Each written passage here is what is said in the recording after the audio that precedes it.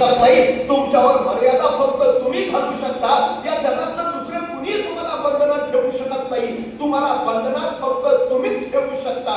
तुमचं मन ही सगळ्यात मोठी ताकद आहे. एका कैद्याला न्यायमूर्तीने मृत्यूदंडाची शिक्षा दिली. तत्कालीन काळात मृत्यूदंड देणं म्हणजे फासावर चढवणं. पण शास्त्रज्ञांना काही प्रयोग करायचे होते. त्यांनी न्यायमूर्तीला विनंती केली, या कायद्याला फासावर चढवून मृत्यूदंड देण्यापेक्षा याला विषारी सर्पाचा दंश देऊन मृत्यूदंड देऊया.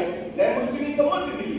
त्याच दिवशी त्या कैद्याला सांगितलं, परवा सकाळी 11 वाजता तुला विषारी सर्पाचा दंश होईल आणि तू मरशील. 2 दिवस त्या कैद्याच्या डोक्यात एकच विचार होता, मला विषारी सर्पाचा दंश होईल आणि मी मरेल. प्रत्यक्ष शिक्षेचा दिवस उजाडला. त्या कैद्याला बाहेर काढलं. अधिकारी शास्त्रज्ञ जमा झाले. त्या कैद्याला सांगितलं, आता काही क्षणात तुला विषारी सर्पाचा दंश होईल आणि तू मरशील. आणि त्या कैद्याच्या डोळ्यावर पट्टी बांधली. पण प्रत्यक्षात विषारी सर्पाचा दंश होण्याऐवजी शास्त्रज्ञांनी 2 टाचण्या घेतल्या आणि त्या कैद्याला टोचल्या. झाला, दंश झाला. अर्ध्या तासात त्या कैद्याच्या तोंडातून फेस बाहेर आला आणि पुढच्या 1.5 तासात शरीर काळं-निळं पडून तो मरण पावला. प्रत्यक्षात विषारी सर्पाचा दंश झाला होता का? विषारी सर्प तुम्हाला मारत नाही, तुमच्या मनातला विचार तुम्हाला मारत नाही.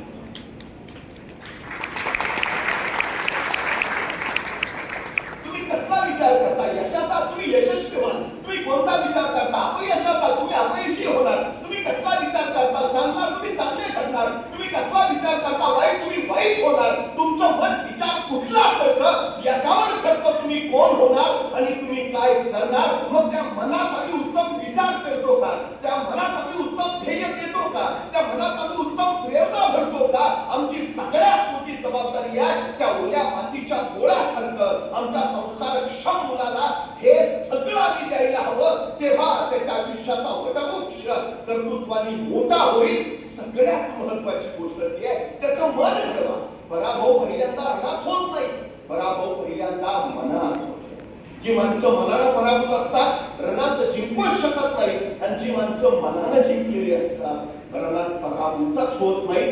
रण कुठलंही असो ते जिंकायचं असेल तर मन जिंकणं महत्वाचं.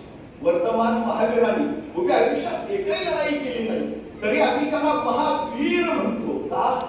जो रण जिंकतो तो वीर, जो मन जिंकतो तो महावीर.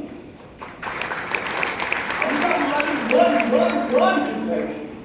सगळ्यात चांगल्या वाईट भावनांचं निर्मिती केंद्र तुमचं मन असतं. ते मन एकदा घडलं मग आयुष्य घडवायची पुन्हा गरज पडत नाही.